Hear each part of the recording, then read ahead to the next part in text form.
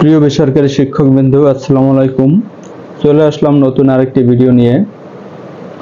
আপনারা জানেন যে ইতিমধ্যেই ইএফটির বিভিন্ন জটিলতা সৃষ্টি হয়েছে এবং সেই ইএফটি জটিলতার প্রশ্নগুলোর উত্তর দিয়েছেন আজকে ইএমআইএসএল এর কর্মকর্তারা। সেই বিষয়গুলো আপনাদের সামনে আজকে তুলে ধরব, যেসব প্রশ্নের উত্তর দিয়েছেন।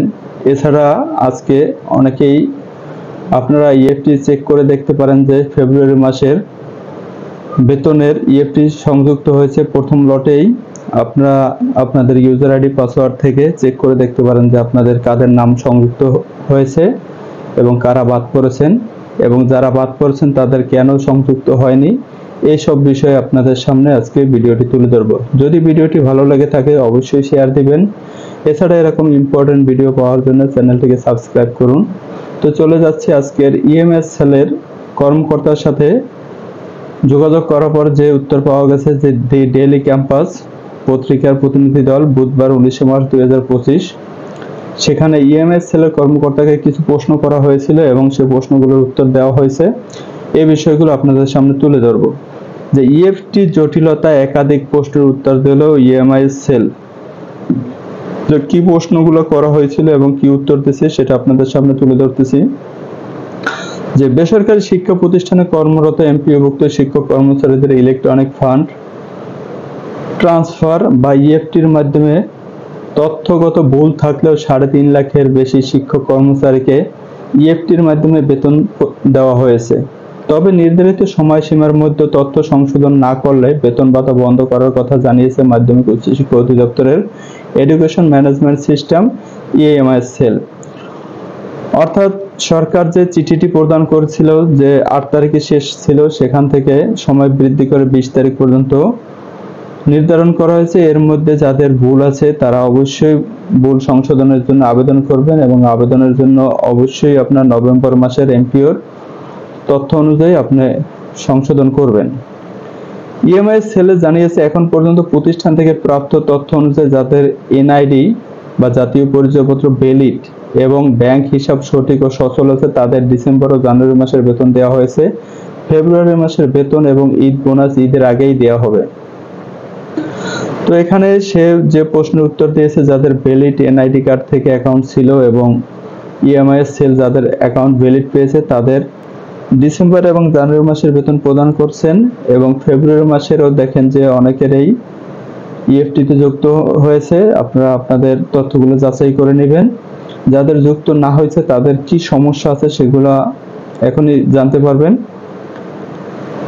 তো ঈদের আগেই ঈদের বোনাস এবং ফেব্রুয়ারি মাসের ভাতা পাবেন। হয়তোবা এই সপ্তাহে হচ্ছে না, আগামী সপ্তাহের রবি সোমবারের ভিতরেই আপনারা পেয়ে যাবেন। তারা বলেছেন তথ্য প্রদানকালে যারা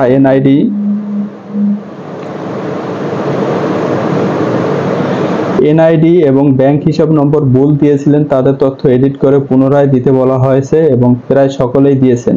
পুনরায় প্রাপ্ত তথ্য এবং জানুয়ারি মাসের নতুন এমপিওভুক্ত জনবলের তথ্য আইবাসে যাচাই এর জন্য প্রেরণ কাজ চলছে। যাচাই আনতে সঠিক প্রমাণিত হলে ঈদের আগেই তাদের বেতন প্রদানের চেষ্টা করা হবে।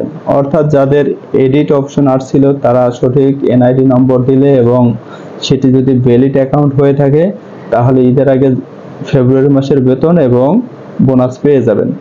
প্রথমবারে প্রাপ্ত তথ্য যাচাই করা অনেক শিক্ষকের ব্যাংক হিসাব ইনঅ্যাক্টিভ বলেছিল ব্যাংক থেকে, তাদের বেতন দেওয়া সম্ভব হয়নি। ইতিমধ্যে অনেকেই ব্যাংক হিসাব সচল করেছেন, তাদের ব্যাংকও তথ্য ব্যাংক থেকে পুনরায় সংগ্রহ করা হচ্ছে। যাদের ব্যাংক হিসাব সচল প্রমাণিত হবে তাদের বেতন ঈদের আগেই দেওয়ার চেষ্টা চলছে। সাধারণত ব্যাংক লোন থাকলে বা ব্যাংকে টাকা কম থাকলে হিসাব ইনঅ্যাক্টিভ বা ফ্রিজ থাকে। এখানে একটা বিষয় কিন্তু আমরা আসলে আগে জানতাম না যে যাদের অনেক শিক্ষকদেরই কিন্তু ব্যাংক লোন আছে। তো ব্যাংক যদি আপনার অ্যাকাউন্টে টাকা না পেয়ে থাকে তাহলে কিন্তু ব্যাংকের অ্যাকাউন্টগুলো ফ্রিজ করে রাখলে সেখানে ইনঅ্যাক্টিভ দেখায়। তো এটা আপনি ব্যাংক থেকে তথ্য যাচাই করে নিতে পারেন যে আপনার অ্যাকাউন্ট নাম্বার ইনঅ্যাক্টিভ আছে কিনা। যদি ইনঅ্যাক্টিভ থাকে অবশ্যই অ্যাক্টিভ করে নেবেন। এছাড়াও সোনালী ব্যাংক এবং অগ্রণী ব্যাংক কিছু তথ্য ভুল দিয়েছিল, তাদের বেতন দেওয়া সম্ভব হয়নি। যাদের এনআইডি যাচাইয়ের সময় ইনভ্যালিড প্রমাণিত হয়েছে তাদেরও বেতন দেওয়া সম্ভব হয়নি।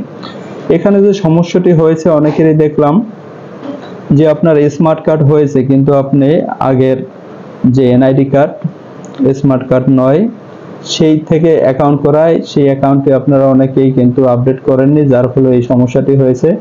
যাদের এরকম ওল্ড এনআইডি কার্ড আছে তারা যদি স্মার্ট কার্ড পেয়ে থাকেন, স্মার্ট কার্ড থেকে অবশ্যই ব্যাংক অ্যাকাউন্টটি আপডেট করে নেবেন।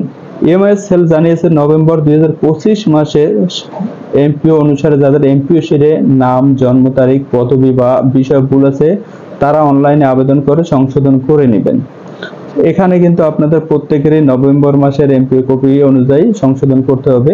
এরপরে তো আপনার ইএফটি অনুযায়ী এমপিও কপি আছে, সেখানে আপনারা যেভাবে ইএফটিতে চাহিদা দিচ্ছেন সেভাবেই শো করতেছে। তো এটা আপনাদের অবশ্যই সংশোধন করে নিতে হবে। এনআইডিতে বা ব্যাংকের তথ্যে ভুল থাকলে নির্বাচন কমিশন অফিস অথবা ব্যাংক থেকে তথ্য সংগ্রহণ করতে হবে। যে যাদের এনআইডিতে ভুল আছে তারা নির্বাচন অফিস থেকে আবেদনের মাধ্যমে সংশোধন করে নেবেন, হয়তোবা অনেকেই করে নিচ্ছেন, যারা বাকি আছেন তারা দ্রুত সময় করে নেবেন। এছাড়া ডট, স্পেস, হাইফেন এর মতো ভুল অনলাইনে সংশোধনের প্রয়োজন নেই। অনেকেই শুরুতে আমরা জানতাম যে তাদের ডট, স্পেস বা হাইফেন আছে এগুলো আমরা সংশোধনের জন্য দিচ্ছি বা অনেকেই দিচ্ছেন, কিন্তু বর্তমানে মাউসির তথ্য অনুযায়ী এই সমস্যাগুলো থাকলে তাদের সংশোধন করার প্রয়োজন নেই, তাদের অটোমেটিকই ইএফটিতে বেতন আসবে। এমপিও শিট, এনআইডি, ব্যাংকের তথ্য এবং সনদ সব জায়গায় তথ্য এক এবং অভিন্ন হতে হবে।